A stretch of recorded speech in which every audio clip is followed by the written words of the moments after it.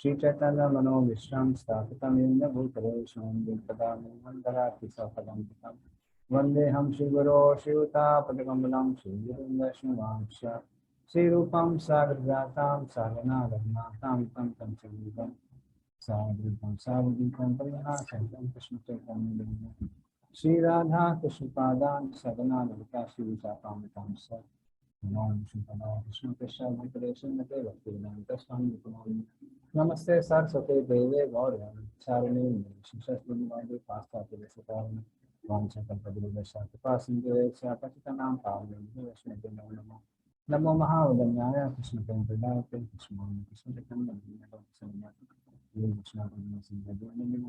Krishna Kapikanjan Gaurani Siradharinda Vishwari Sivani परमात्मा निर्मल बंधु सुभद्राम हम जगन्नाथ नमः जय श्री कृष्ण चैतन्य प्रभु नित्यानंद श्री अद्वैतानंद श्री सद्गुरु हरे Krishna Krishna Krishna Hare Hare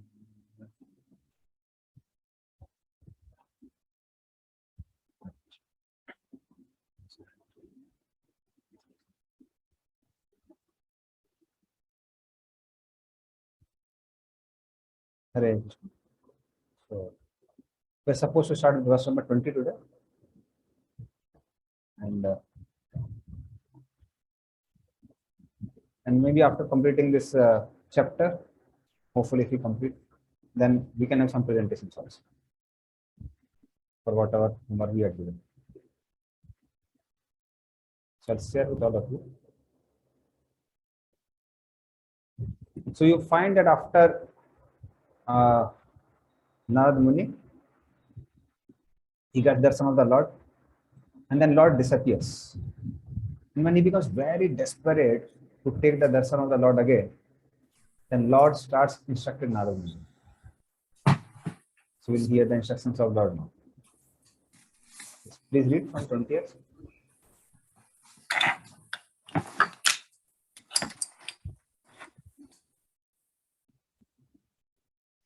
Seeing my attempts in that lonely place, the personality of Godhead, who is transcendental to all mundane description, spoke to me with gravity and pleasing words just to mitigate my grief.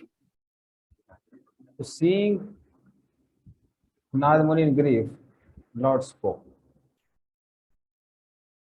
And this is also the primary reason for Lord to descend in this world. Like in Bhagavad Gita, when Lord says, Paritranaya sadhunam vinasaya jagasukha. So Paritranaya sadhunam, delivering the sadhus. So sadhus are already delivered. Then why does Lord come? Lord comes to deliver the sadhus from the pain of separation from them, because that can be done by the Lord alone. So that is the reason why Lord descends in this way, or one of the reasons why Lord descends in this way. Please read 21st. O Narad, the Lord spoke, I regret that during this lifetime you will not be able to see me anymore. Those who are incomplete in service and who are not completely free from all material trains can hardly see me. So then basically a little bit, or what do you say, some contamination was removed. So on the platform of Bhava, as we understand from Madhur Kadamudi, only Aprad Ukta Anarthas remain. The Anarthas which are due to offenses towards the devotees, only they remain. All other Anarthas, they just disappear. So that is why rest all the things they disappear. So but he says, unless and Lord says one is completely free, one cannot see my dear Navram. So it is 21st. Yes. 27, page 27.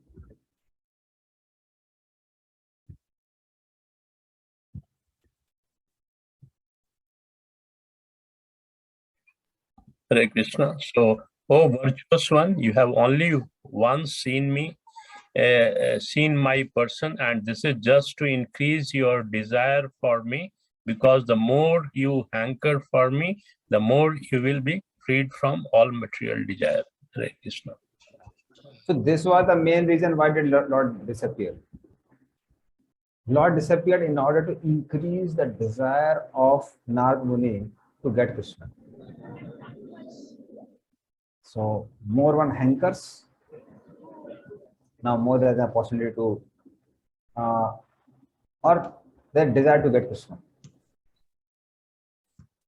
So in this living name, Sachinandan Maharaj writes a very beautiful story about one Vrajavasi.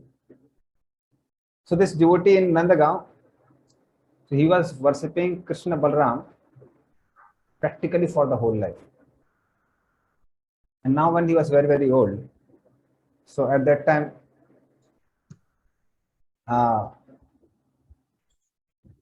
one day some thieves came, they tried to steal. And when this Pujari stopped them from stealing or prevented them from stealing, these thieves beat up the Pujari. So he was really morose. He was really morose. So next day he was telling to Krishna Balram that practically I have served you whole life. And yesterday even thieves came to beat me and you didn't spoke a single word. So many years have passed, you didn't speak anything. And then for your service only, I got beatings also. Even then you didn't speak a word. So I'm leaving your service and I'm going to Barsana now. I will not swim Nandagaon. Because Radharani is very merciful. So I'll go and serve Radharani. I'll not serve you.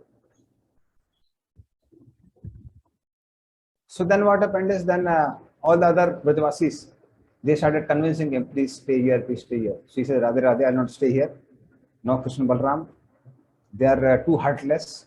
They don't reciprocate with the devotees. Radharani is very merciful. I'll go to Barsana and serve Radharani.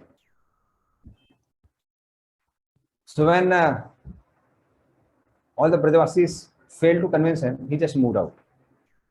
So he told, I am not staying in Nandagaon, I'll go to Barsana now.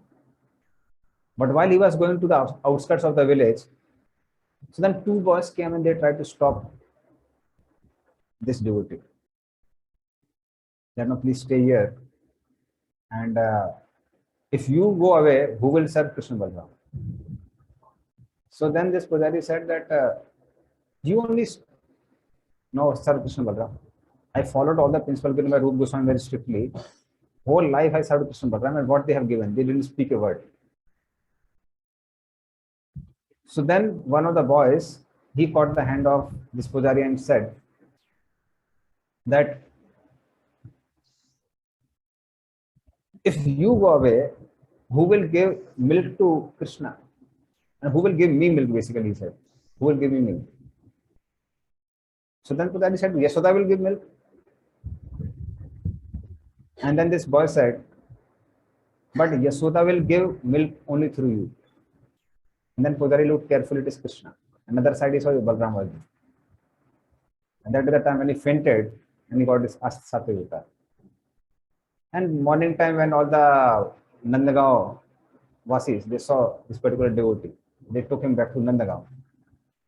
And next day he departed for Lakshmi Bhakti. So the main principle then the whole story was that eagerness would reach the boiling point. So that's why Lord also, many times he doesn't immediately reciprocate with the devotees because he wants to increase the eagerness.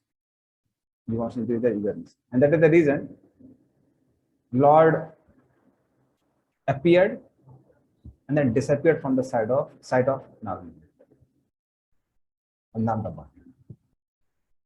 the next one, this is like very powerful verse. You can repeat it after me. Sat sevaya virgyapi Tatsivaya Vishnapi jata maindranamatihi Jata Maidramatihi hitva vajjam imam lokam Hitsvabhadyam Imam Lokam ganta majjan tamasi. Ganta Majjantam Asi. Please read the translation as well as the purport. by service of the absolute truth, even for a few days, a devotee maintains firm and fixed intelligence in me. Consequently, he goes on to become my associate in the transcendental world after giving up the present deplorable material worlds. Should I read the purport? Please read the purport also.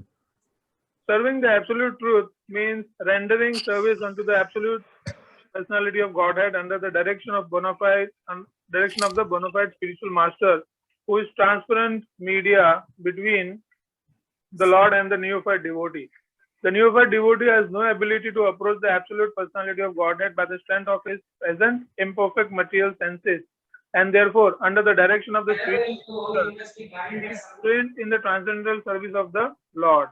And by such training, even for some days, the neophyte devotee gets intelligence in such transcendental service, which leads him ultimately to get free from perpetual inhabitation in the material worlds and to be promoted to the transcendental world to become one of the liberated associates of the Lord in the kingdom of God. So even when somebody serves for little time, he gets firm and fixed intelligence to serve Krishna. So that is why actually devotion service is very powerful. So only thing is that many times devotees, because of their humility, they are not able to understand that they have advanced a lot in Krishna consciousness. Like I think yesterday also I was discussing that as soon as one takes to Krishna consciousness, his karma chakra or the cycle of karma that gets uprooted. It's like an uprooted tree. So as soon as one takes to Krishna consciousness, the tree of karma gets uprooted. Only thing is that it takes time for the twigs, the leaves, the fruits, the flowers to dry and wither away. So similarly, for devotees also, it's just a matter of time when they'll totally get rid of the residual karma. So even for few days, if somebody serves the Supreme Lord, the service is so powerful that one develops firm and fixed intelligence in Krishna. Now somebody may take little less time, somebody may take more time, but bhakti is extremely powerful. So that is how we understand the glories of bhakti from this particular verse. So if one serves under the direction of the spiritual master, then it's just a matter of time when one will get the success. Please read the next one. Oh, Bhuti Mata, you have a question. Yes, Prajit. So, Prajit, you were mentioning basically in the start of this section, as we see that Narad Muni, he was in Bhava stage. And you also mentioned in previously that, when he was seeing Lord, he cried because he was at the Bhava stage. But I don't know, Prajit, I remember, I read it somewhere that I'm not sure about the reference, but I think I read it somewhere that in this lifetime, in this body, one cannot reach the bhav stage, as it is similar to putting hot boiling kheer in a plastic cup. So can you throw some light on this, that, is it actually, was he at that bhav stage, which we are talking about, Adush Ratha, Sadhusang and all that? Or the bhav stage here refers to something else? Or if maybe the reference which I read, it was talking about something else.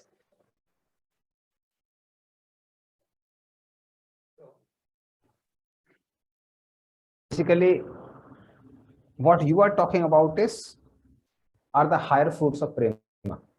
So what we learn from Madhurapadamne, that asakti, bhav and prem. Till prem one can reach. But the higher fruits of prema, sneh, pade, man, etc., that this body cannot sustain.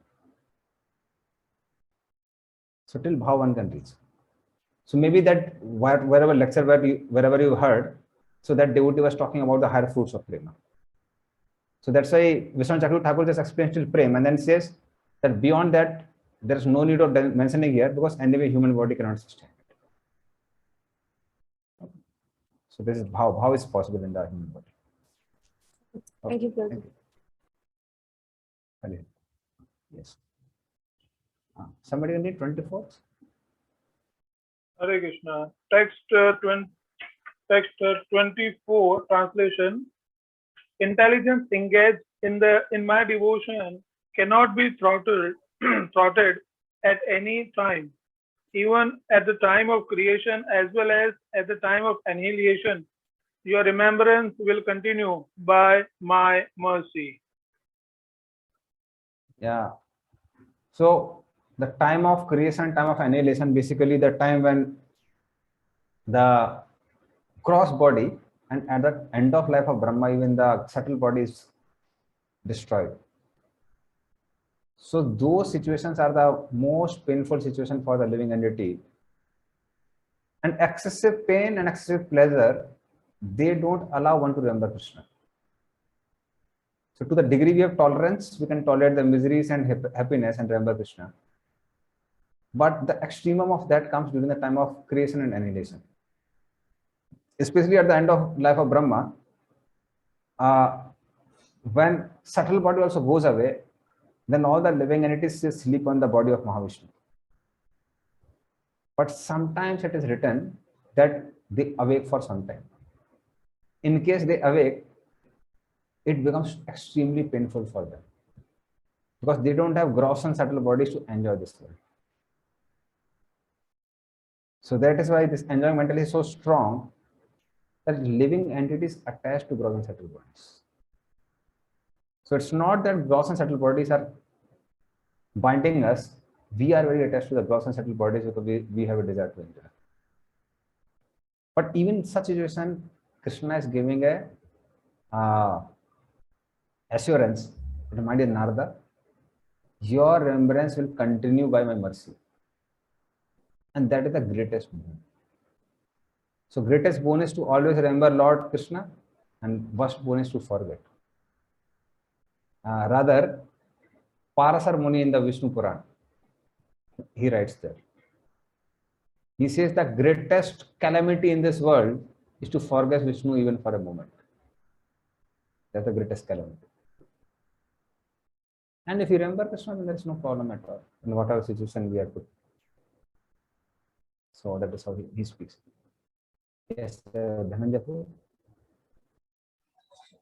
Hare Krishna, Prabhuji. Yeah, so, in the end of the life cycle of Brahma, or when after the 1000 Chatur Yuga, when there's all the jivas and up till, as you explained yesterday, that up till Swarga Loka get annihilated. So in that case, subtle body is also annihilated. So with that, our karma also get annihilated, or because karma is staying with the chit, which is part of the subtle body. So how we perceive that aspect, Prabhuji? When it comes to the of day of Brahma, I don't think so subtle body has to be dissolved because the subtle elements are always there in the universe. At the end of life of Brahma, because the entire cosmos is annihilated and everything becomes unmanifest as Pradhan. That is why the subtle body is dissolved. But when it comes to karma, especially the residual, all sort of karma, we know from NOD, we have aprarabdha, prarabdha, kutam, bijam, phalam, mukham, all different type of karmas. So they all of them are noted down by the Lord. And it's not that they're stored in the subtle body, they're actually noted by Paramatma. And that is why when Mahavishnu glances over the material nature, then living entities are born along with their karma and swabhava. So three things are there which are impregnated: Kal, Karma, Swabhava. So Kal is the time factor, that is Lord Shiva. And Karma and Swabhava of living entities are there. So that means karma, along with the karma and swabhava, again they get a subtle body. And at the end of, like now, day of Brahma, when there is annihilation, again there is creation. Anyway, subtle body is always there, so only gross body is to be given. So karma and swabhava are actually noted by Paramatma. It's not like it is there only with the subtle body. Okay, that is it. Yes, Prabhuji, thank you. Hare Krishna. Thank you. It's like sometimes police may take your bike on custody. Let us somebody breaks a law. But let us say if you are proved to be innocent, then they again give the bike. It's your bike only. Similarly, the set of karma and swabhava is noted down by Paramatma. And actually, he is the one who gives intelligence to Yamaraj also.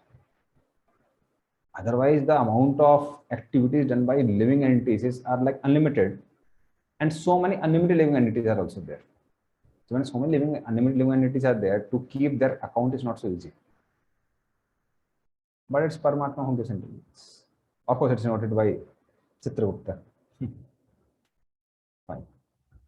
Fine. So we'll go to next verse, text 25. Text 25, translation.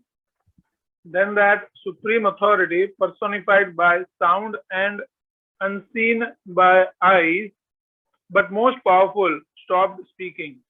Feeling a sense of gratitude, I offered my obeisances unto him, bowing my head. Yeah. So that oracle, which was basically Lord only. So what he did, then he stopped speaking. And Narad Muni was now filled with gratitude. He was not like blaming. So this is one of the qualities of that Vaishnava which we find. Even when his mother died, he was not blaming. And now also, when Lord disappeared, he was not blaming. He was not saying, oh my God, I worked so hard. Then what else is remaining? So he didn't speak like that. Lord said that you wait because your bhakti is incomplete. And he said, I'll wait if my bhakti is incomplete. Rather, devotees are ready to wait for hundreds of lifetimes. I just forgot the verse spoken by Rukmini Devi. So she speaks. Sat janma bhi syat. Sat means 100. For hundreds of lifetimes, my dear Lord, if I don't get your darshan, if you feel I'm not qualified, I'm ready to perform austerities for hundreds of lifetimes. But I can't think of marrying anyone else apart from you. What to say this is super. So devotees have so much patience. So you find such a patience within Rukmini Devi. And even here also, Narad Muni, he was filled with gratitude that Lord is at least assuring that I will never forget him. Because he understood the value of always remembering Lord. And now he speaks about the essence of his realization. So the essence of his realization. And this is also key to always remain liberated in all situations. So it's a very beautiful verse. You can repeat after. Namani ananta se hatrapa pathan. नामानि अनन्तस्य तपः पठन् Goyani bhadrani kitani cha smaran. गुह्यानि भद्राणि कृतानि च स्मरन् Kam paratam tushtamana spraha. गां परस्तं तुष्टमनागतस्पृहा Kalam pratikhan vimedo vimatsaraha. कालं प्रतीक्षं विमत्सरः Read translation. First, I began chanting the holy name of God by repeated recitation, ignoring all the formalities of the material world. Such chanting and remembering of the transcendental pastimes of the Lord are benedictory. So doing, I traveled all over the earth, fully satisfied, humble, and unenvious. Read purport also. Should I read the purport? Yes, bro. Please read the purport. The life of a sincere devotee of the Lord is thus explained in a nutshell by Narad Muni by his personal example. Such a devotee, after his initiation by the Lord or his bona fide representative, takes very seriously chanting of the glories of the Lord and traveling all over the world so that others may also hear the glories of the Lord. Such devotees have no desire for material gain. They are conducted by one single desire to go back to Godhead. This awaits them in due course on quitting the material body, because they have the highest aim of life, going back to Godhead. They are never envious of anyone, nor are they proud of being eligible to go back to Godhead. Their only business is to chant and remember the holy name, fame and pastimes of the Lord, and according to personal capacity, to distribute message for others' welfare without motive of material gain. So that is how we find that for devotee, they're absorbed in their goal. So when one gets the goal of Krishna Prem, anyway, one is like free from the miseries of gross and subtle bodies. But even before that, when somebody is absorbed in the goal of going back to Godhead, one can tolerate the miseries to a very high extent. So absorption in goal is very important. Like even devotees must be having this experience that whenever students have exams or people have their interviews, like job interviews are there, visa interviews are there, promotion interviews are there, or for businessmen, when there's an opportunity to get some good consignment, and getting some very good business transaction. So then what happens is that time, all small miseries, they disappear. Let us say we have to go to our examination hall. Then on the way, somebody meets us, he speaks some harsh words. Taxi wale is asking for more money. Food served to us doesn't have a salt, or sweet doesn't have a sugar. We don't mind it so much because we are so much absorbed in the goal. Similarly, when somebody is very much absorbed in his goal to go back to Godhead, then we are ready to tolerate other miseries. Because we know all these miseries are temporary. And what is the benefit of tolerating all these miseries? What is given in Bhagavad Gita? The benefit of tolerating the miseries.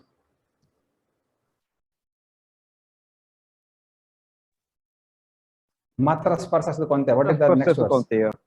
Yeah, what is the next verse of that? Which talks about the result of tolerance.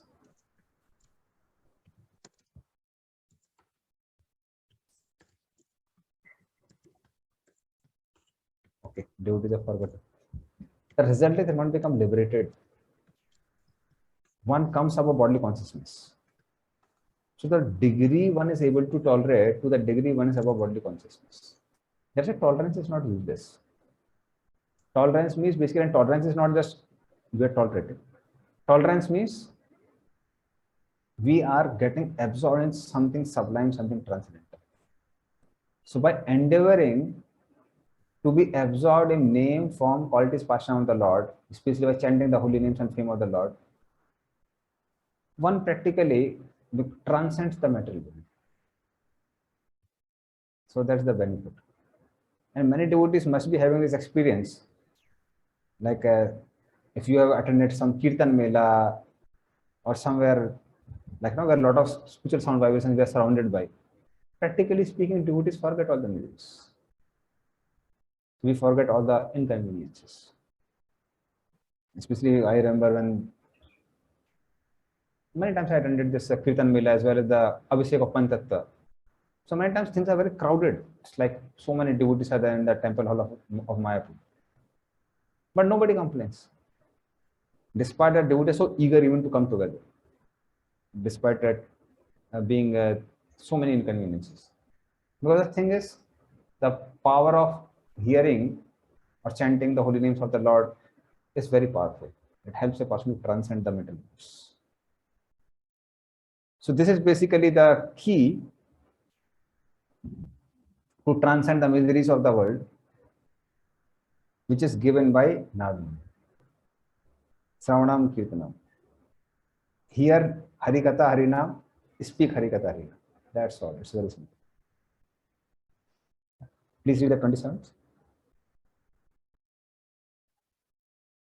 And so, O Brahman Vyasadev, in due course of time, I, who was fully absorbed in thinking of Krishna, and who therefore had no attachment, being completely freed from all material taints, met with death as lightning and illumination occur simultaneously. So after we hear the sound of the thunder, then there is lightning and illumination. As soon as lightning is there, illumination is there. Practically, there is no difference. So similarly for Narad Muni also, he said that when I left this metal body, I didn't even realize it. Somebody remembers any more examples to explain it? Dhruva Maharaj.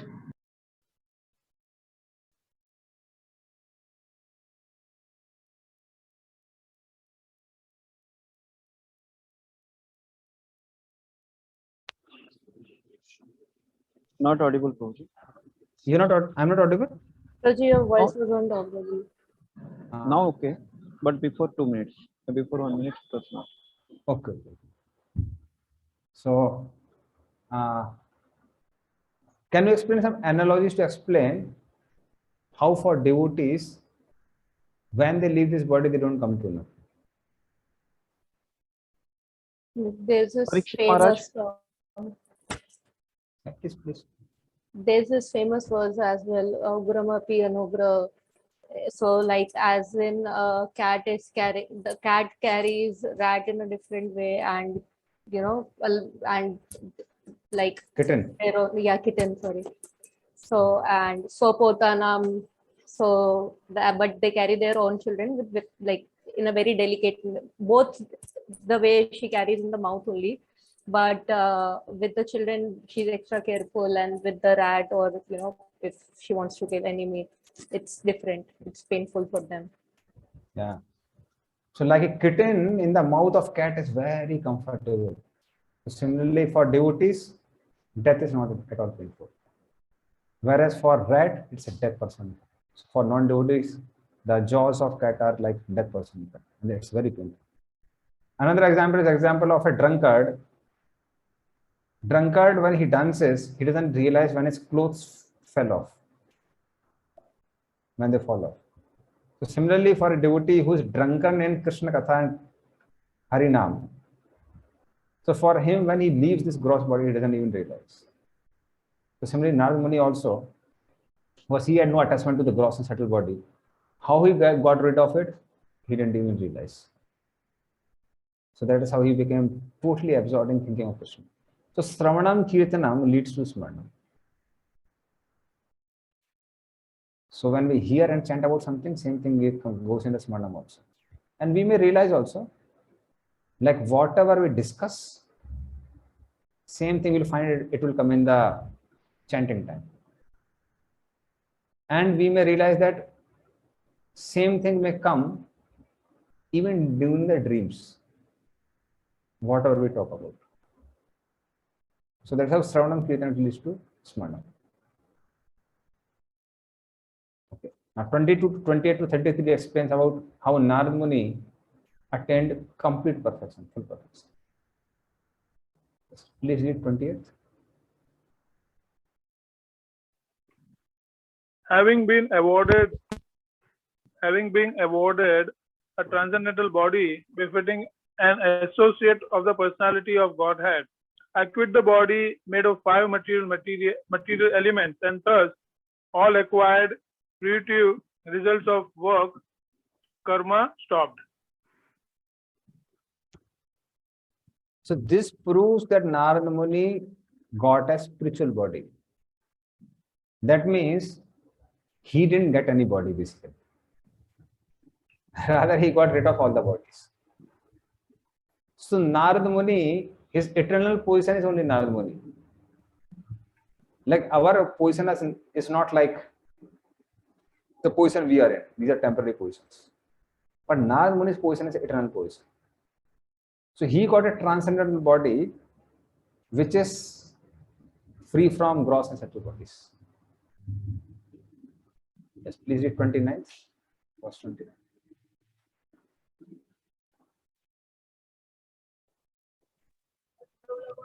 At the end of the millennium, when the personality of Godhead, Lord Narayana, lay down within the water of devastation, Brahma began to enter into him along with all creative elements.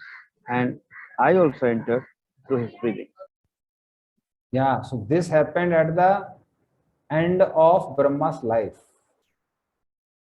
So that means the Brahma's life ended now, and he also entered in the body of Mahavishnu. Please continue.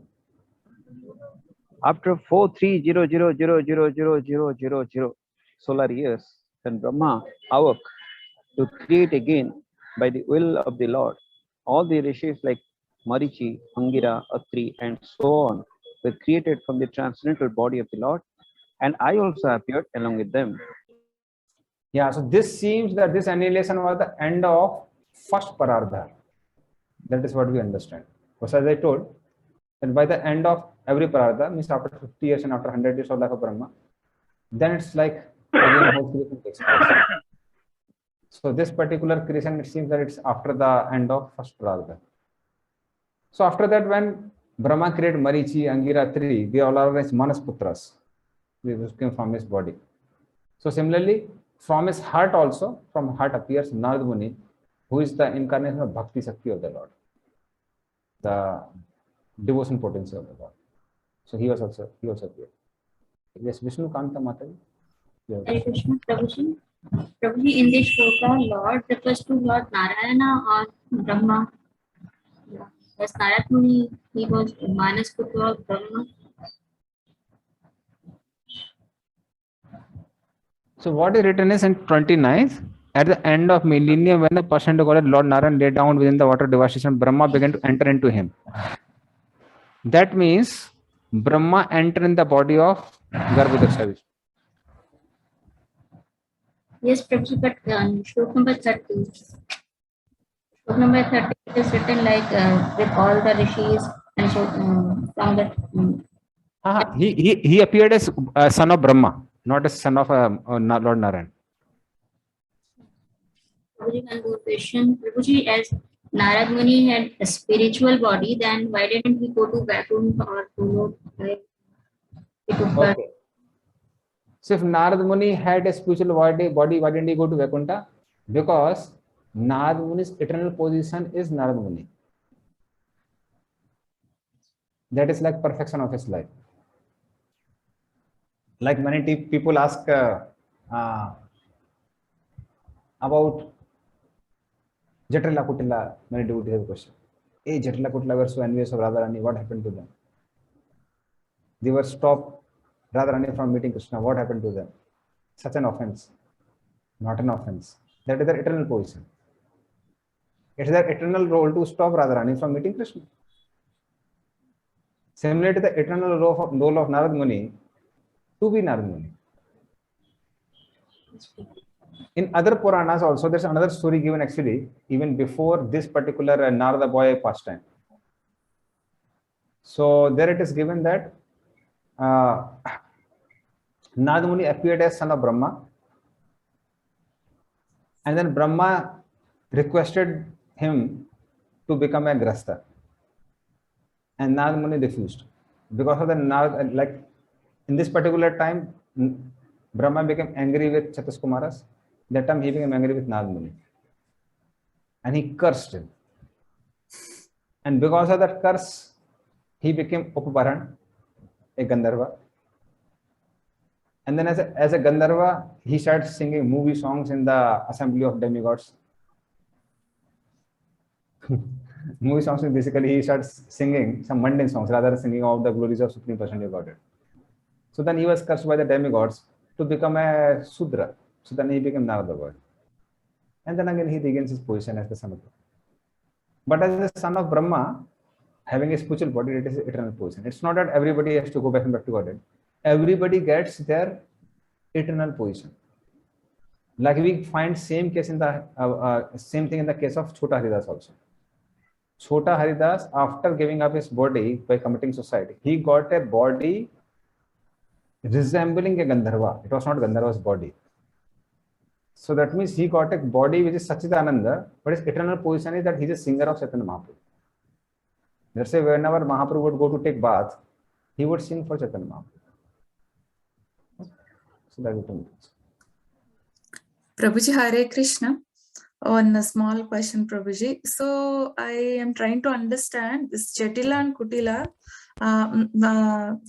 As you said, that is their eternal position. So where they stay? They stay in Goloka, or where is their place actually? Vaikuntha or Goloka? It's a little confusing. I'm trying to understand. Yeah. Their eternal position is in Goloka only. Because of this pastime of Jatila Kutila happens in Goloka. Oh. Yeah. Okay. Thank you, Prabhuji. Yeah. Yeah. Prabhuji, once I have heard that Narada Muni, he wanted to become a Grihastha, and he went to the Lord, and Lord did not actually want him to become a Grihastha.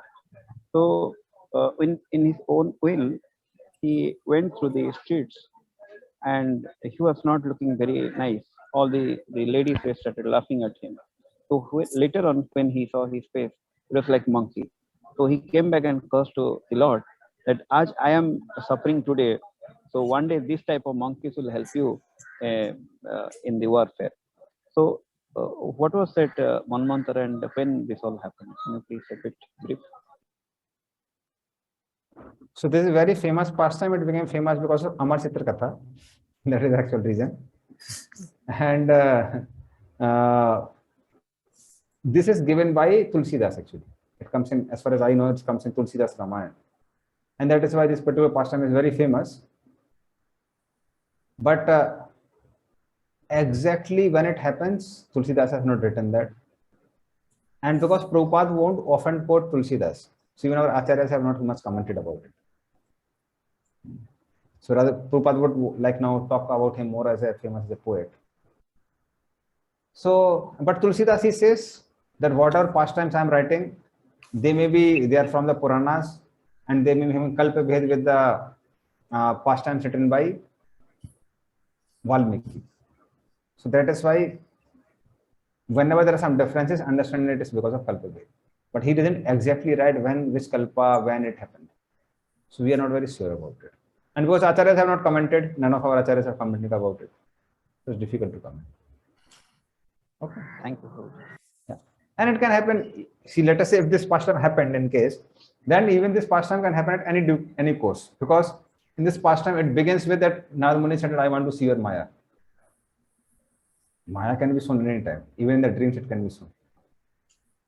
So it's like for a temporary time, he was bewildered and he saw his wife, children, and everyone, things getting devastated.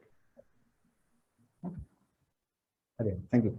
Thank you, Prabhuji. Yeah, Dhananjay, you had a question? Yeah, Hare Krishna.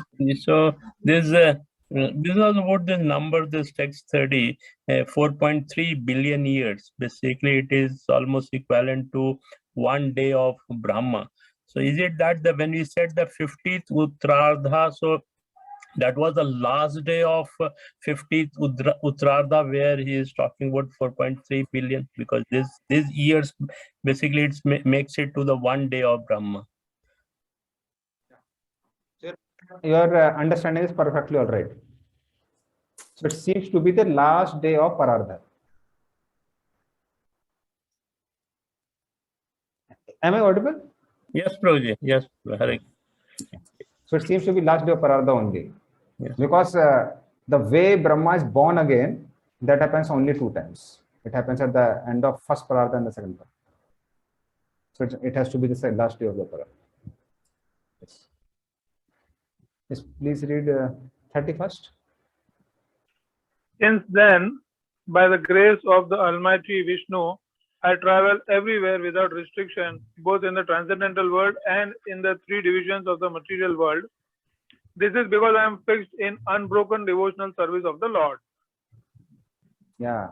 So being fixed in unbroken devotional service of the Lord, Narada Muni has a privilege to travel everywhere. Because certain places are bound by gross boundaries. Certain places are bound by the subtle boundaries. And to the degree one has gross or subtle body, to the degree one is bound. Like we can't even go across this. I'm having a wall behind me. I can't go across this wall. But then those who are subtle beings, who have only subtle body, let us say ghosts and hobgoblins and all them, they can easily go through this wall. They can cross over it. But they can't cross over the boundaries of universe, which is made up of mind, intelligence, and ego, because they're bound by mind, intelligence, and ego. But because Narada Muni is free both from the gross and subtle bodies, he is not bound at all. He can go anywhere at any time. So that is how, by the mercy of the Lord, he is free from gross and subtle bodies, and he can go anywhere in the entire creation. Now we'll recite text 32. And thus I travel constantly. We can recite also through the verses. Then we can. Pardon? We can recite the verse. Yeah, we'll recite the verse. Okay, sorry. We'll recite after you. Yes, yes. Devadattam imam veenam. Devadattam imam veenam. Swar Brahma Vibhusitam. Swar Brahma Vibhusitam. Bhushanam. Muchyitva Hari Katham.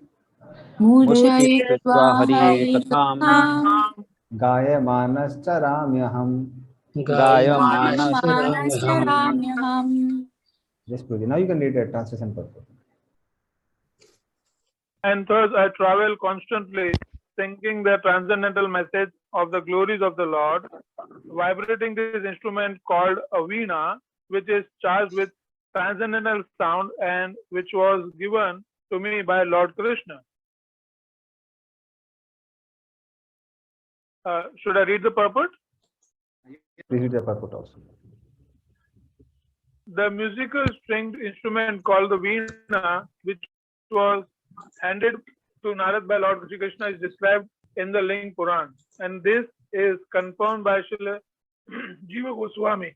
The transcendental instrument is identical with Lord Sri Krishna and Narada, because all of them are of the same transcendental category.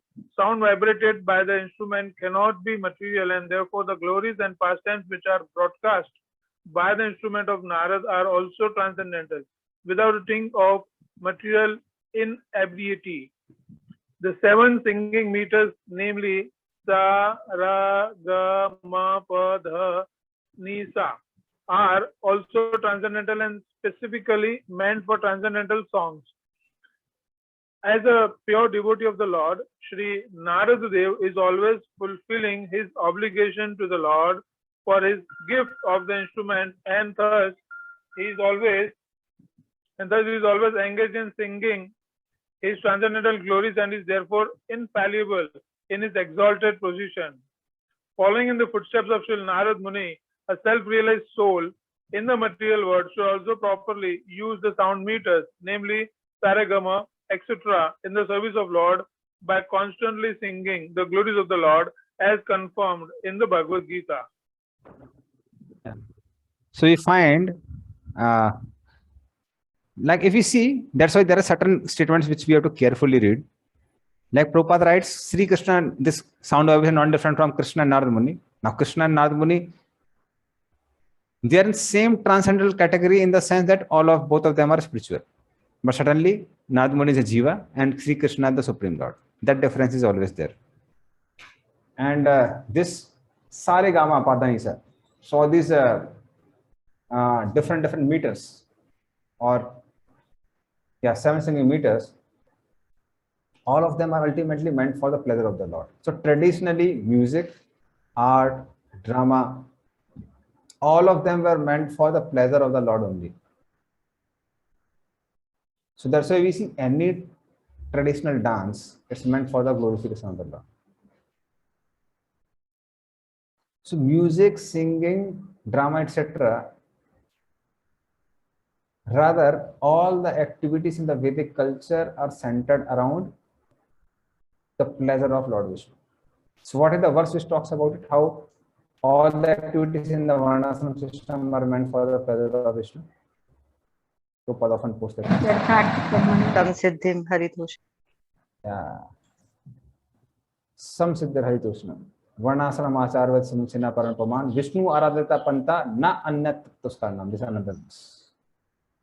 So Vishnu Aradhite Panta. So all the Varna and Ashram, they're ultimately meant for the pleasure of Lord Vishnu. So any traditional dances, if we see, they're like so much filled with glorification of the Lord. Similarly, all songs also. But when they are used for glorifying sense gratification, they're considered to be the work of the Sudras. So Brahmanas sing for the pleasure of the Lord, or even Sudras are ultimately supposed to sing for the pleasure of the Lord only. But when they are used for sense gratification, they are not considered to be glorious. Like brooming. Brooming generally is considered the work of Sudras. But when you broom in the temple, it becomes transcendental. Or Brahmanas do that, work of brooming in the temple. So cooking, cleaning, all the things become transcendental when they are used for service of the Lord. Now, next one. This is also very beautiful verse. You can repeat after me. Should I read the translation, Prabhuji? We can recite the verse and we can do the translation. 33? Yes, please. Will recite after you? Yes, please. Pragayata swaviryani Pragayata Svaviryani Tirtha pada priya sravaha Tirthapada Priyasravaha Ahut eve me sigram Ahutaiva Darsanam yati chetasi. Darshanam Darshanam yati chetasi. Please read the translation and the purport. The Supreme Lord Shri Krishna, whose glories and activities are pleasing to hear, at once appears on the seat of my heart as if called for as soon as I begin to chant holy activities, chant his holy activities. Purport: the absolute personality of Godhead is not different from his transcendental name, form, pastimes, and the sound vibration thereof. As soon as the pure devotee engages himself in the pure devotional service of the hearing, chanting, and remembering the name, fame, and activities of the Lord, at once he becomes visible to the transcendental eyes of the pure devotee by reflecting himself on the mirror of the heart by spiritual television. Therefore, a pure devotee who is related with the Lord in loving transcendental service can experience the presence of the Lord at every moment. It is a natural psychology in every individual case that a person likes to hear and enjoy his personal glories innumerately by others. That is a natural instinct, and the Lord, being also an individual personality like others, is not an exception to this psychology, because psychological characteristics visible in the individual souls are but reflections of the same psychology in the absolute Lord. The only difference is that the Lord is the greatest personality of all and absolute in all his affairs. If therefore the Lord is attracted by the pure devotee's chanting of his glories, there is nothing astonishing.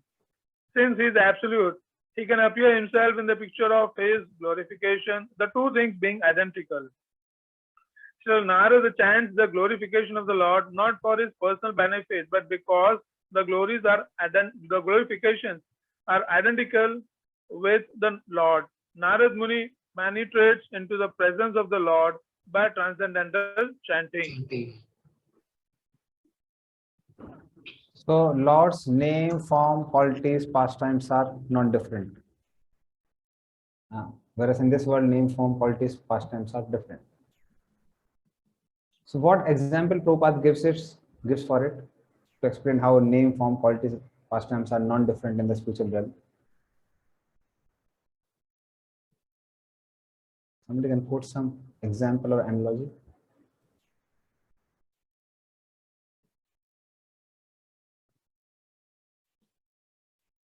Anywhere from any lecture of Prabhupada.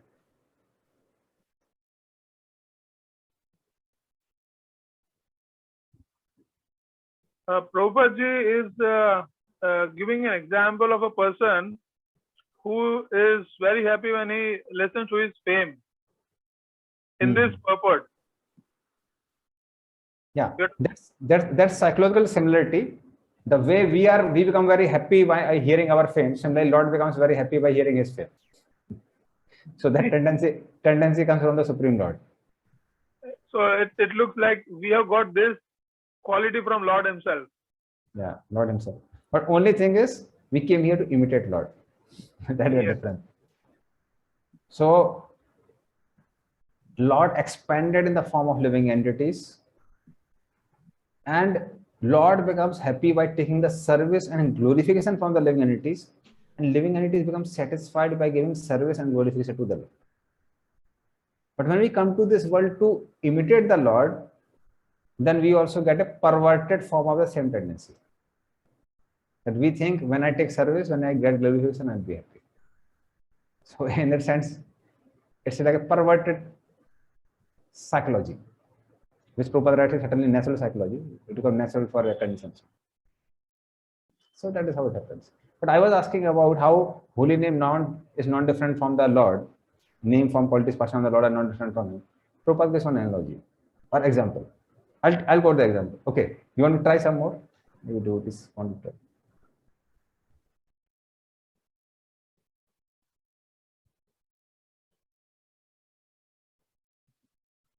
Hare Krishna. Yes. Prabhupada gives the example of how if somebody is thirsty, they try to call out water, water, but they don't satisfy their thirst. But then spiritually, we call out Krishna, Krishna, and then it's actual Krishna. Thank you, Bhakti. This was something I was also looking for. So somebody may call water, water, water, but his thirst will not be quenched unless until one literally takes water.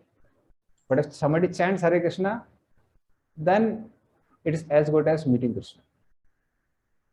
Another example Prabhupada gives which everybody can test. He says, you chant Hare Krishna, you get into ecstasy towards Krishna's name. You chant any other name. Let us say you chant the name like Mr. John, Mr. John, Mr. John, Mr. John. You keep on chanting, after some time you will not get pleasure, you get headache. If you chant more, then you may be able to send to some mental asylum. So that is the effect. So that is how Krishna, being non-different from his holy name, can satisfy even in his holy names. So that is how name, form, qualities, passion of the Lord are not different.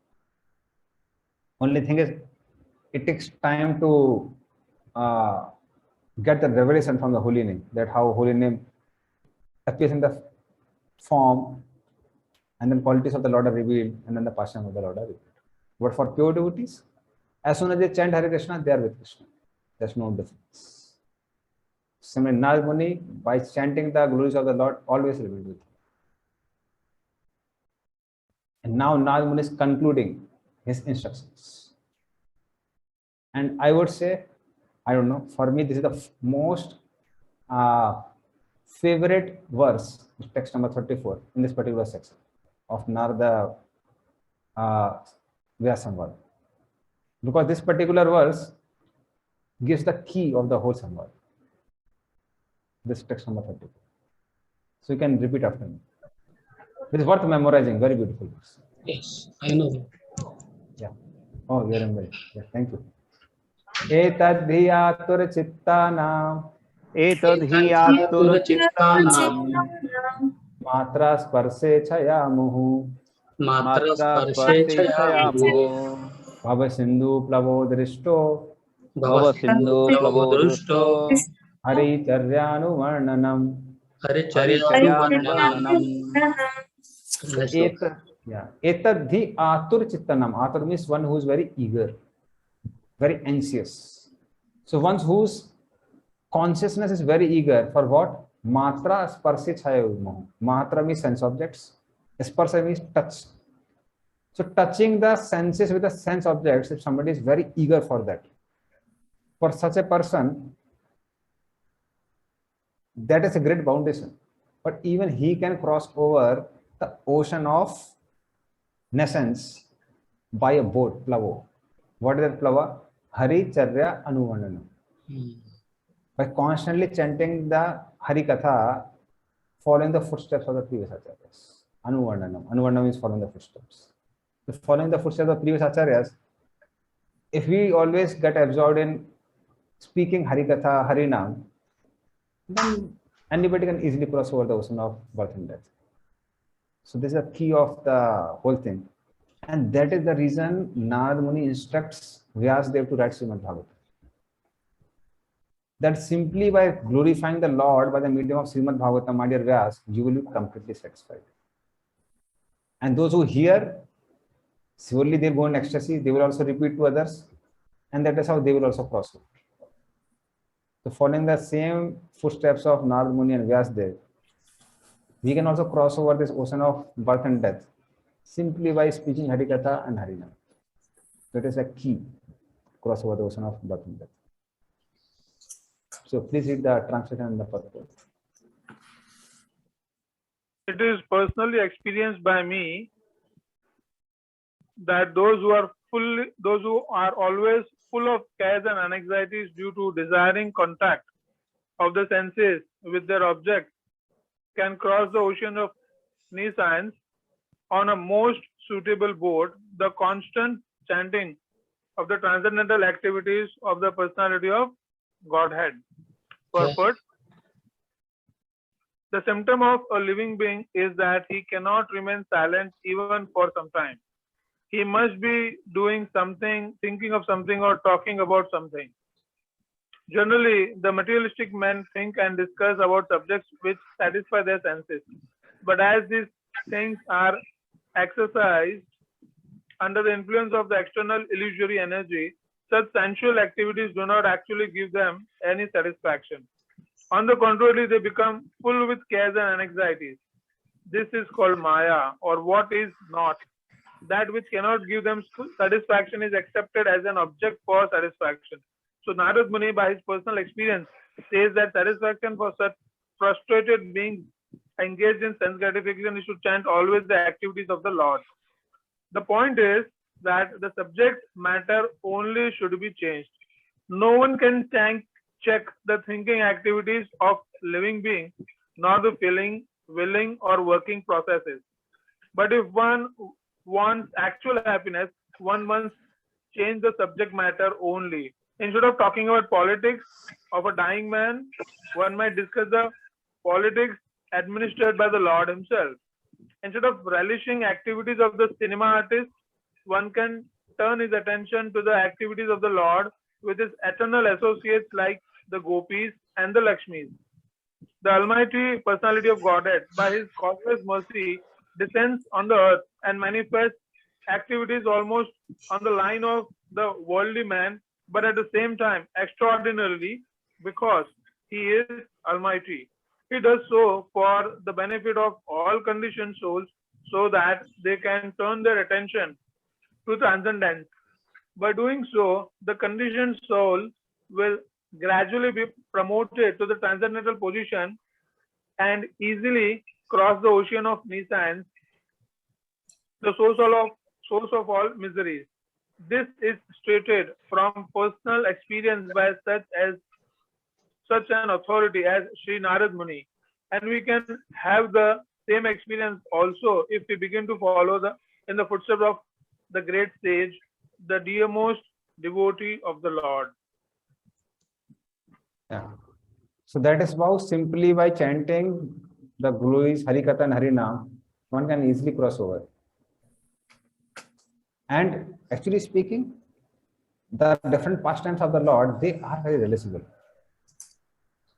Like during this lockdown period in India, so they again started this old Ramayana and Mahabharata in the, I think, DD1. Doordarshan channel. And this it became again so popular that it became the most watched television episode or television series in the whole world. So it became number one. And number two was something like Game of Thrones, something like that was there, as far as I remember. So, but this Ramayana was number one. So this proves that actually Lord's pastimes are really very realizable.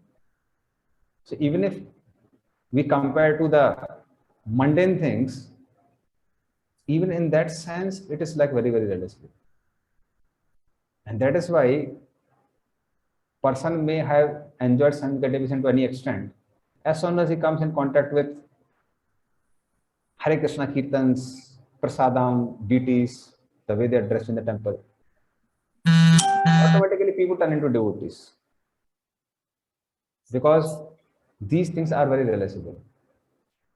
So only thing which we have to continue is continue to relish. It is so simple. So don't do anything else, just continue to relish these things.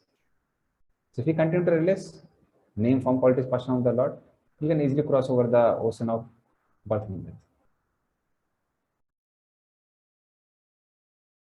Please read next verse, translation 35. O Vyasdev, you are 35. 35. Okay, it is true that by practicing restraint of the senses by the yoga system, one can get rid from the disturbances of desire and lust. But this is not sufficient to give satisfaction to the soul. For this, satisfaction is derived from devotional service to the personality of Godhead. We were reciting this verse in text chapter number 5. Naskarmamapi achyuta bhavavarjitam na sobete jnanam anandam. So even naskarmam, like jnana, yoga, etc., by that certainly one can get rid of the anarthas within the heart, but they can't give satisfaction. And that is why even karmis, jnanis, yogis also practice devotion service side by side for two reasons. One reason is to get elevation in their own process. And the second reason is to relish. Otherwise, even realization of I am not body, I am soul is not enough. That's why this particular verse is there. Visya vinivartante nirarasatehina rasvardhan rasvapyasa param drishta nivartate. So the explanation of param drishta nivartate given by Vishwanath Chakravarti Thakur is param means here Paramatma. But even one who has realized that I am not body, I am soul, such a person only when he comes in contact with Paramatma gets satisfaction, and he can preserve his realization of I am not body, I am soul. So that is how ultimately it's devotion service which gives the complete satisfaction to the heart. So that's the realization of knowledge.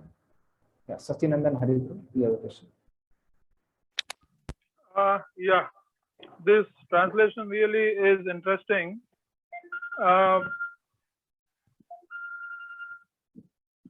This translation is really interesting.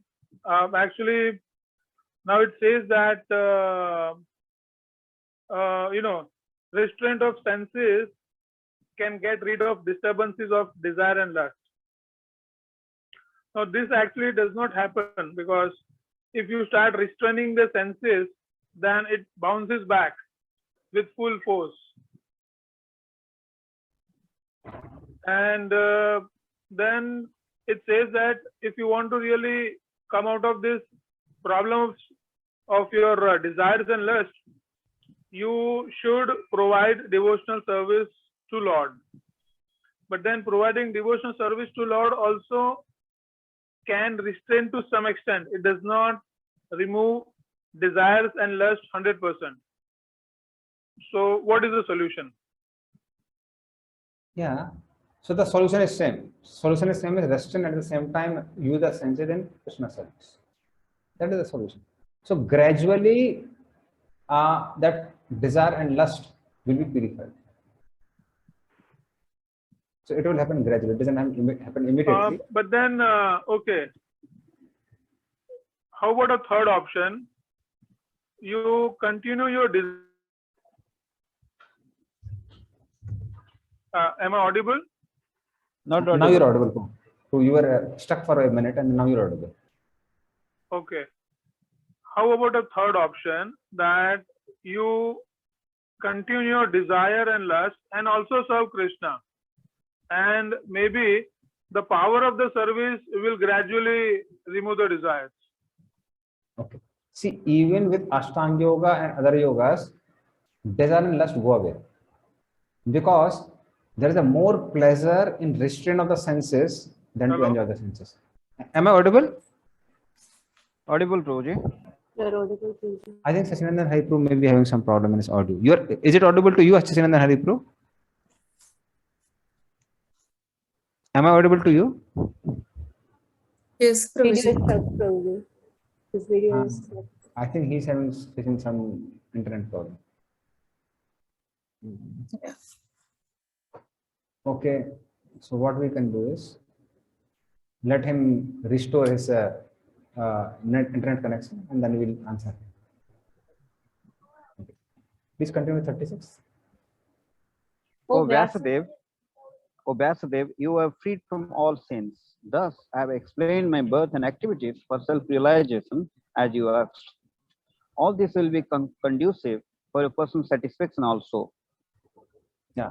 So you already have the result of liberation. You are already free from sins. But only thing which we were not finding is satisfaction. So what he speaks in the previous verses, although somebody may be free from desire, means material desire and lust, even then such a person will not get satisfaction unless until one practices devotional service. So same thing is true with you, my dear Vyas. You have no material desires, you are free from lust, but you don't have satisfaction. If you don't get satisfaction, then you have to practice devotional service, and especially by writing Srimad Bhagavatam and glorifying the Lord. So that is basically the conclusion of the Narad Samvad. And same thing I was quoting this particular verse. Visya vinivartante indra harasa dehina sarasavajama rasvapesa param drashva nivartate. So param drashva nivartate, as I told, like Vishwanath Chakravarti Thakur writes that param here refers to Paramatma. But even a self-realized soul ultimately has to take shelter of Paramatma to become fully satisfied. Then one gets a higher taste. So ultimately the higher taste will come from Shravanam Kirtanam only. So that is the ultimate solution, which we get from day one Krishna consciousness. As soon as we come in contact with devotees, they give us the highest product or the best thing in the entire present. That is holiness. So we get it from the day one.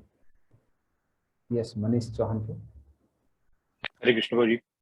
Prabhuji, how can we understand this Param Drashtva Nivartate practically, from if we take it practical in sense, how this is perceived, or how this is, when you are not, you are not hankering for the sense gratification, and when you are out of this material world, or out of this, for to some dham and doing something and doing your sadhana, you are not hankering for the material satisfaction, or how this is perceived practically. Param Drashtva Nivartate. Actually speaking, to some extent, all the devotees are experiencing Param Drashtva Nivartate. Now, for example, you are chanting 16 rounds, it may be taking 2 hours. What is inspiring you to take the same name for 2 hours since so many years? That means you are experiencing some sort of pleasure. Initially, when we just take to holy name, we feel a lot of pleasure. The reason is that we were experiencing misery and we were not experiencing pleasure. Then what happens is, because we continue to take the pleasure, we think, oh, we are not getting pleasure. Actually speaking, we are getting pleasure. And apart from that, you may be seeing, especially in the like days like Ekadasi, tomorrow is Ekadasi, Nizal Ekadasi, etc. Devotees and so many rounds. So that means something is inspiring us. That is why we are chanting so many rounds. So we do get pleasure to some extent. In conclusion, we say that if we are doing service and it is not, it is giving us pleasure rather than, rather than as a duty. So that is Paramdrishtavani Vardhan in practical sense. Yeah. See, now Paramdrishtavani, it will be very high as we gradually progress. Like we have these 6 symptoms. Klesagni, Sobhadas, Moksha, Vitakta, Sudurlabha, Sandaranan, Visheshatma, Sri Krishna Agati. So we give the example of sugar syrup. We take sugarcane juice, slowly it becomes thick and thick and thick and thick. And at the end it becomes the rock candy, very fine one. So same thing, gradually it becomes very strong. So same thing, same devotion service. Initially it may not be giving a lot of pleasure, but in due course of time it does give us pleasure. And that is why devotees continue for the whole life. Rather, devotees keep on increase the number of rounds. They aspire to know, like you are attending the sports. So you are giving up so much, like sacrificing so much. You could have spent this much time to make so much money. But then you are aspiring while you are doing this course. So this shows that everybody is getting some pleasure. But if we have some patience, slowly we'll get more pleasure. Certain realization comes immediately. Like for example, many devotees who were eating meat before, when they come to Krishna consciousness, their experiences, same meat becomes so obnoxious that they can't tolerate the smell. They start vomiting. So that means they are getting some sort of high taste. Similarly, liquor, those who drink liquor, after a few years, they feel it like a stench. They don't feel it like a fragrance. So that means devotees also get certain relation immediately, and certain things which are subtle, it takes little more time. From this one. Thank you so much for this. So you already have realized. The only thing is I am helping you to realize your realizing.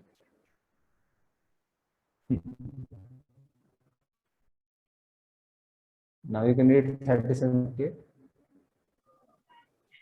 O Vasudev, you are freed from all sins. Thus I have explained my birth and activities for self-realization as you asked. All this will be conducive for your personal satisfaction also. Sutta Goswami said, thus addressing Vasudev, Sri Narada Muni took leave of him, and vibrating on his Veena instrument, he left to wander at his free will. Read the last verse also. Last translation. All glory and success to Sri Narada Muni, because he glorifies the activities of the personality of Godhead, and so doing, he himself takes pleasure, and also enlivens all the distressed souls of the universe. So that is how Narada Muni gave this conclusion, and then he left for his own work of moving around the world and glorifying the Supreme Lord. So he continued his work. So that is the basic conclusion of the entire episode. To constantly do Harikatha and Harikatha.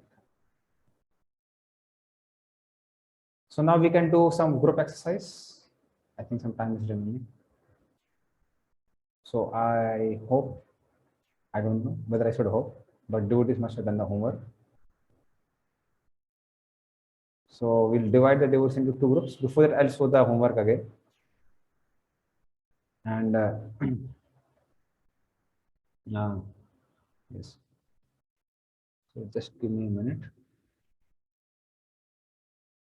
So we'll show the homework, and then we'll divide the devotees into 2 groups, and then they can do their do the group work. So they're like very simple question. So display for all. So maybe devotees can take snapshots if they want. I think it should be already there in the group. So devotees can take 10 minutes. They can do the exercise, and then they can present it for 5 minutes.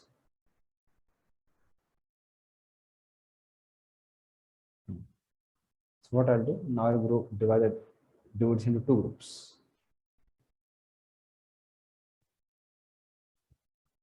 Okay, I need permission to be co-host. I'm breaking it, like Okay, fine. creating the breakout room.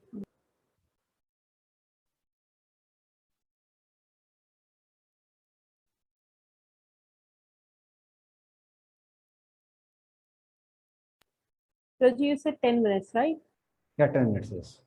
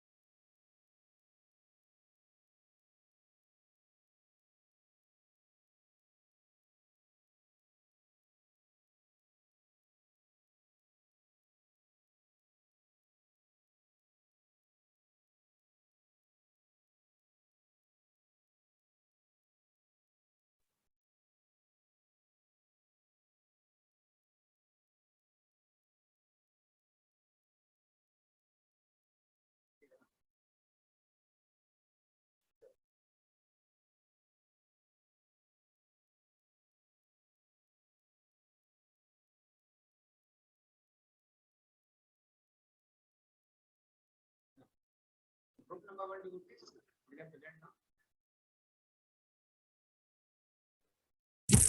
you're not audible. Very feeble, Prabhuji. A bit louder. Am I audible? Yes, Prabhuji, now audible. Okay, now I'm audible. So group number 1 devotees, can they present now? Yeah, Hare Krishna, Prabhuji. So there are, we will be first pointing out three main principles, and then we will be doing a group exercise where Devdatta Prabhu will decided to be a businessman, and I'll try to convince him about the principle. So the three principles which mainly we drawn from here is mercy of devotees and service to devotees, faith and shelter of guru. That is very important. Which there's Vyas Muni, he has seek to his guru, that is Narad Muni. And second is best remedial measure for removing all troubles and misery is to dedicate one activities to the service of the Supreme Personality of Godhead. That is what this Narada Muni has given him the solutions. And the third point we can draw is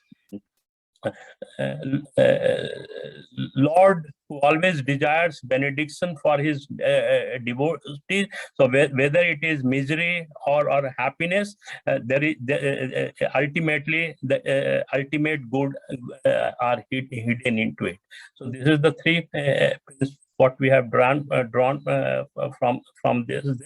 Now we will have play a role with Devdatta Prabhuji, where I will try to convince him. Hare Krishna, Devdatta Prabhu. So you are such a great successful businessman, and you have earned. You are a billionaire, but ultimately now you are at the late 60s, and whole your life you have strived for making this great wealth. So ultimately, at this age, you are not in a position to enjoy this wealth. So what do you think the real purpose for accumulating all this wealth? See, by Lord's grace, I'm happy. I have earned a lot of wealth, and I'm having so much businessman. So I'm happy with this, and I don't want to. I mean, this rebirth and all. This Lord, actually, I don't believe in this. So whatever is there is for me and my family. That's it. So that's it. I don't want to. But all your youth you have used up for creating this wealth, and when you have this wealth, you are not in a position to enjoy. So don't you think that the correct use of this wealth is to get a pleasure which is lasting, and it is not going to be short-lived as you find it in a present situation? This is a very good point actually, which I haven't thought of. That whatever wealth I have, after I leave the body or whatever, what exactly I'm going to do with this wealth? So I think so. What to do with this? I mean, is there any suggestion you are giving to me? Yes, Prabhuji. So basically, our scripture says that this is a very temporary place, and where it is a place of misery. So if you can use this wealth in the service of the God, then it will give you an eternal pleasure, because ultimately from this body, when you leave, you will get a spiritual body, and where all these pleasures what you will have at your eternal home, it is everlasting. It is not going to end. So the best use of this wealth is to get a spiritual, transform this material wealth into a spiritual wealth, and which is going to be everlasting. So don't you think of that approach? No, but Dhananjay Prabhu, see, I mean, is there any proof that after we use the body, we get another body? I mean, I haven't seen anybody saying that I went to heaven. I went to what we call some Golok, what is it? Golok Vrindavan, right? So I mean, how do I supposed to know, to believe that there is a life after life? How can I believe it? Yeah, because see, this body which you are holding it, even when you leave this body, then also that body remain there, but it is lifeless. So that means there is some energy, a spark of energy, which is making this body life, and that spark is basically you. Because once this inert body, this is had it been this is your body, which your true self, then it would have been alive. But once that spark leaves your body, the rest of things remain same, but that becomes dead. So that means you are different from this body, and that is what is your eternal form of your body, and that is what I'm talking about it, that eternal body, it is not going to carry your material wealth. But if you convert this material wealth into a spiritual wealth, like if you go to United States, then your Indian rupees you have to convert into dollar. So if you have to go to a spiritual world, you have to convert your material currency into a spiritual currency, and which is going to stay with your true self. So don't you want to convert this material currency into a spiritual currency? Oh, yeah. I think this is a very good thought, which I haven't even thought of. So what to do in case, how can I convert that material? Yeah. So under the God directions only, there is an organization which has been created. It's an international organization called ISKCON, and which really helps you. This is a kind of exchange which convert your material energy into a spiritual energy, and that organization is well spread all over the world. So will you like to use this exchange to get converted your material energy into a spiritual energy? Yeah, I can do it, but I mean, how can we trust ISKCON? I mean, because I don't have any experience with ISKCON. So how can I trust? How can I believe that ISKCON will change my life? What you're saying, how can I change my life? Yeah, so this is a very interesting question. So basically, whatever the things we always see, that whatever the text we create, this keeps on changing times and again. But the thing is, something which has come for millions of years in terms of the scripture, and it is said that the word of the God itself, it has remained relevant all these millions of years, and this whole ISKCON is being directly followed those words which has been which is coming from directly from the God, and which is relevant, which has been created millions of years back, and still it is relevant now. So basically that is what is a scripture. So these whole organizations run directly as per the scriptures, and which can be said as a working manual for converting this material wealth into a spiritual wealth. Oh, so I mean, how can I meet, or how can I approach any ISKCON devotee? I mean, I'm in America now. So is there any like temples in America where I can meet any devotee of ISKCON? Yes, Prabhuji. Like every city, in fact, you in United States, you have a temples over there, and you can approach them. And it is the whole idea is that God is so merciful that He want to approach to each and every individual, and for that, lot of temples are required to be built, lot of books are to be spread, and this is the way of directly involving yourself in the service of the Lord by spreading the name of the Lord. And this is one way of using your wealth for the direct service of the Lord. And when you use your wealth in the direct service of the Lord, then Lord is so merciful. Here in United States, you don't get any interest rate, but there, if you spend $1 million, God is going to give you a spiritual currency over $1 billion.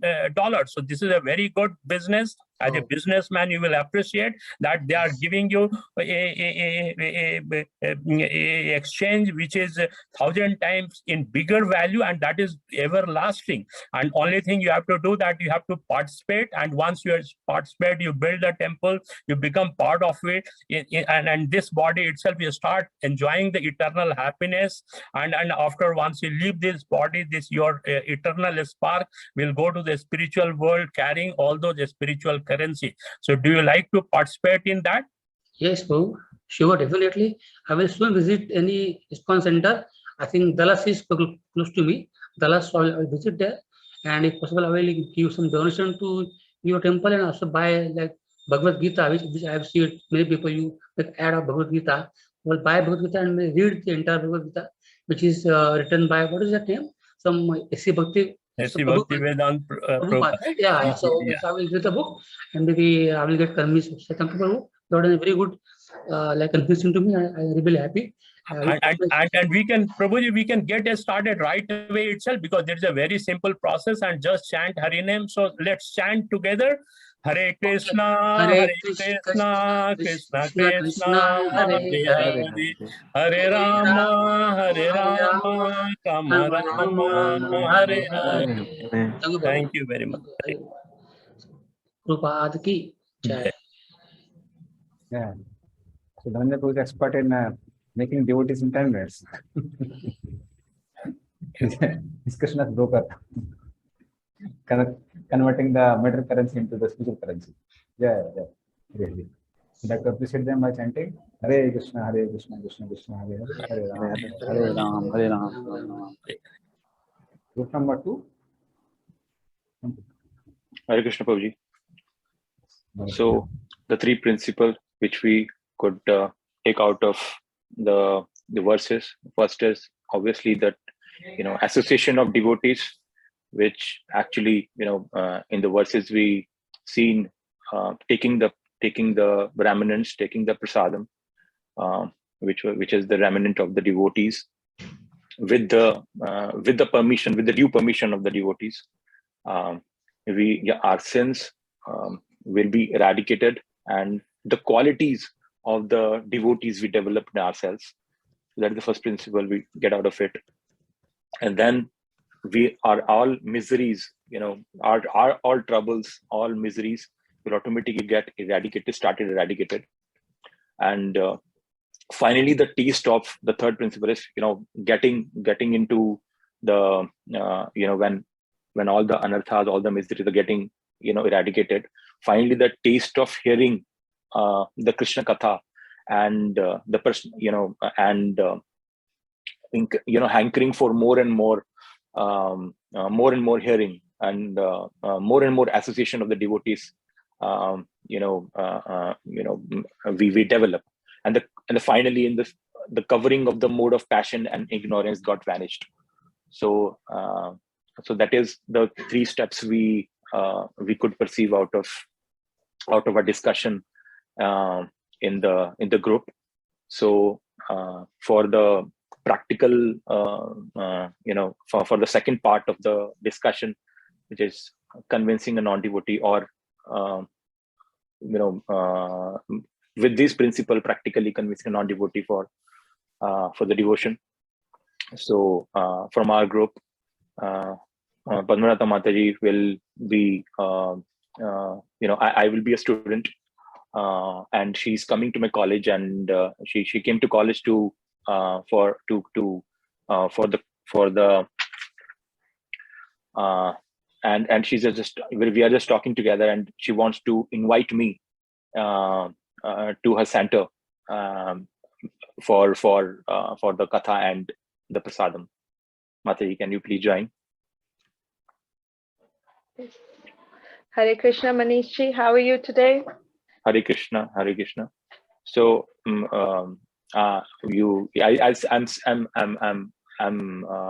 saying that you are talking to so many students here. How's so I want to understand what are you doing here, and what is all about this? What is the reason you are talking to the students? Some of the students, they came to visit our center, which was right in the city, and they were really interested to know about the Bhagavad Gita. They really heard about Bhagavad Gita from their childhood, from their parents, but they were not very sure of it, what it was. So they just came to our center, and we had the Bhagavad Gita lecture happening on that day, and some of their queries got answered on that day. And they wanted me to come back again to tell the other students of your college that what we were trying to imply there. So what is your understanding about God? What do you think about it? see, I came to you especially to understand what you are going to give us when I'm going to come to your center, because I'm happy, I'm taking pleasure, I play here, I get read, I get so many things here. Why should I come there? What more pleasure you are going to offer there?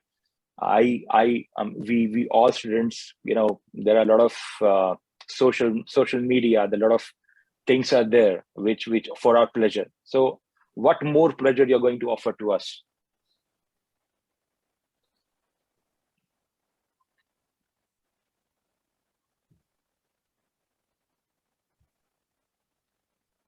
Right. So you seem that you've got all the pleasure you are experiencing at the moment, and what are we going to be offering? Definitely the pleasure what you are experiencing now is just temporary. It is not eternal. I will tell you a story. I'm sure in your childhood you might have heard from your parents about Narad Muni. Have you ever heard about Narad Muni? Especially in the dramas, you might have seen him going from here and there saying Narayan. Have you heard anything about him? At least his name, are you aware of it? Yeah, it is this funny character doing that. Okay. Yeah, I think everybody had the same impression. So at least you've heard about him, which is a great thing. So he was a very little boy of like 5 years old, and he used to be with his mother. His mother was his only person who looked after him and was really attached to the mother. And one day the mother went out to get the milk out of the cows, and she was bitten by the snake and she passed away. And then he did hear about the glories of the Supreme Lord from some Brahmanas visiting his ashram when he was there with the mother, and he served them because he was the son of the maid servant. In his first life, he was the son of the maid servant, and he just heard from the glories from them. And once the mother passed away, he actually left everything, and he started meditating on the Supreme Lord. And then he happened to see the Supreme Lord because he put his full attention on the Supreme Lord, and he happened to see the Supreme Lord only once. But then the Lord didn't show himself again to him because he wanted to ask him to have more desire about him. So what I'm trying to say about Narad Muni here is that he was only a 5-year-old boy, but he didn't ask from the Supreme Lord about the temporary pleasures, what you are experiencing at the moment. He was blissful in what he experiences. He controlled his senses from this sense gratification things, and he looked for something which was permanent. And then once he achieved that, he got into the Krishna's place or the Supreme Lord's place where he could serve him. And then he was just blissful ever after. That's why everybody say him that he was a funny character, but he was in the bliss of the Supreme. He was very happy, but always, not just temporary. Let me tell you about it. Right now, you can play, you can be with your friends, but tomorrow, as age is catching to all of us, you won't be able to do any of those things. Is that right? Do you agree that? You might have seen your parents and grandparents. You're trying to say Facebook is going to be shut down very soon, or Twitter is going to be vanished from the internet. So I'm not actually saying that. Let's say what happened in the COVID. Did you ever knew that the COVID was going to hit us? And do you know that the people who were outside India, they have been stuck there for 2 years? They couldn't even meet their family. Who thought about that? Yes. Right? It was very People had lots and lots of money. What could they do with that money? They were not even allowed to go out with their friends to play or be in their association. They couldn't do any of those things. They were just stuck in the 4 walls. They were not even allowed to go for walks outside. Did you actually hear about that? Yes, but what is the meaning of permanent pleasure? I can't understand this. Yeah, so I think for that permanent pleasure, I would like you to please come to our center. have a nice feast with us. I'm sure in the college life, if you have to cook, if you're in the hostel, I'm sure, or you're getting a hostel food, I'm sure you like to have a break. Come to our center, come and have a prasadam with us, and then hear about what is the permanent pleasure. I We are not actually asking. I yesterday I had a khichdi at your center, and I didn't have Okay. any interest. I didn't have any interest in coming to your center, but to take that khichdi again, I will definitely come to your center again. Oh, I'm so glad. We have a festival coming up, so please do come for that. I'm sure you're going to get lots of goodies, and then we can talk more about it. Thank you so much for the discussion. Thank you so much. Thank you, Manishi, for your time. Thank you. Hare Krishna. Hare Krishna.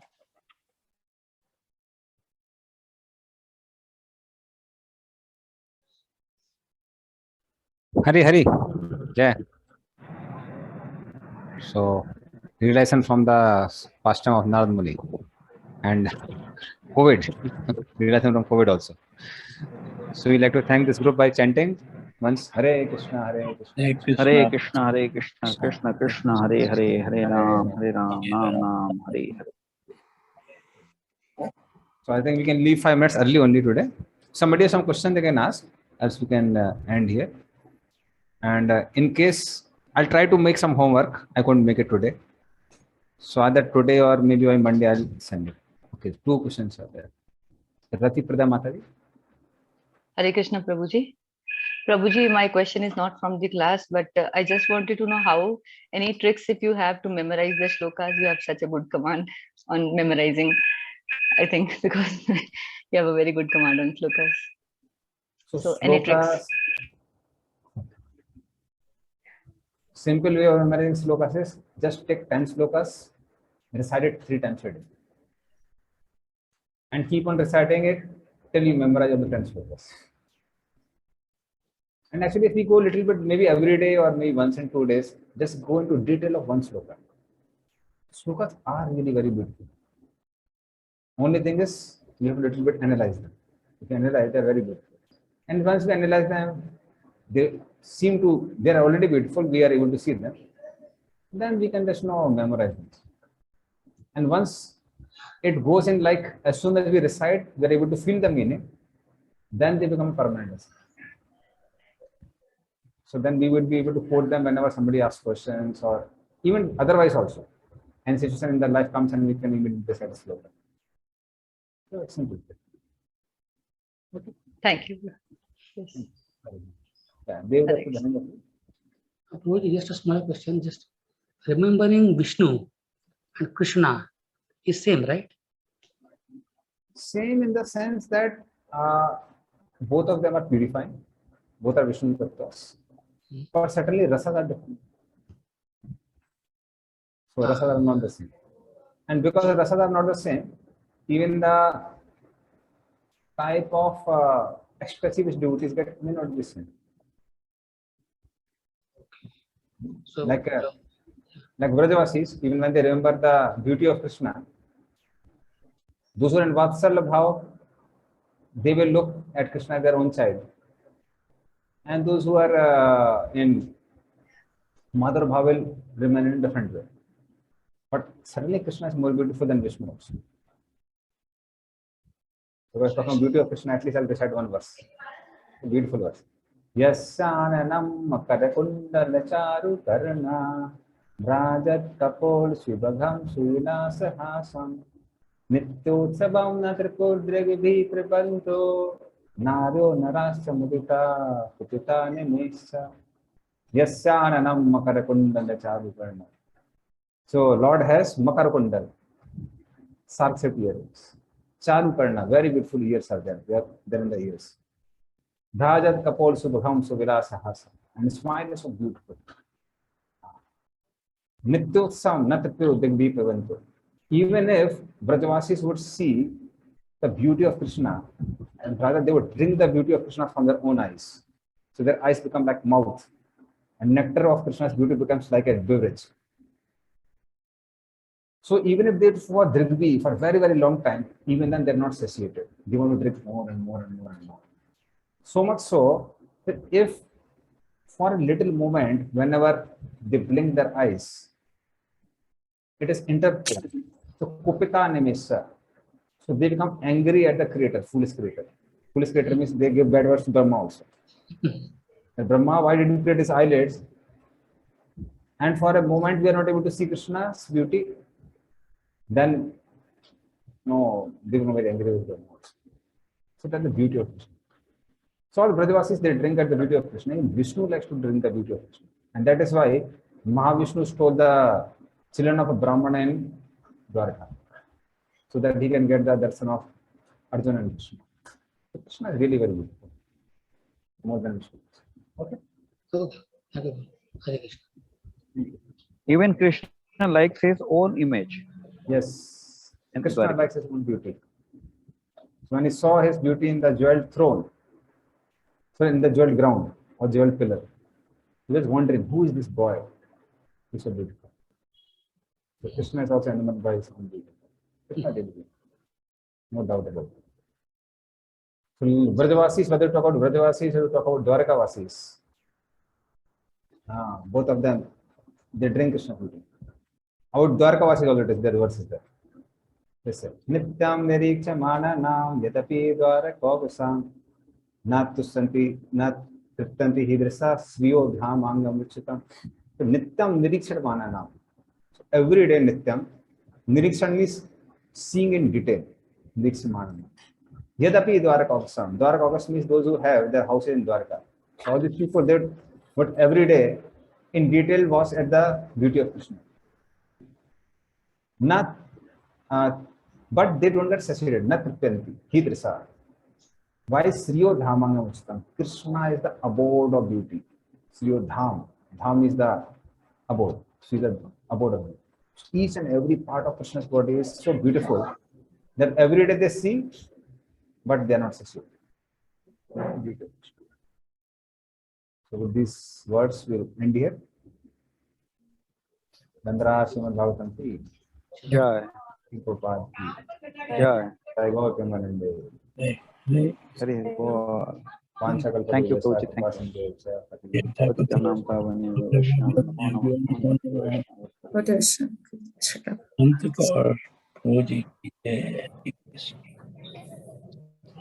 Thank you, everybody. Nice class. Covered yesterday with Sindhu Thank you.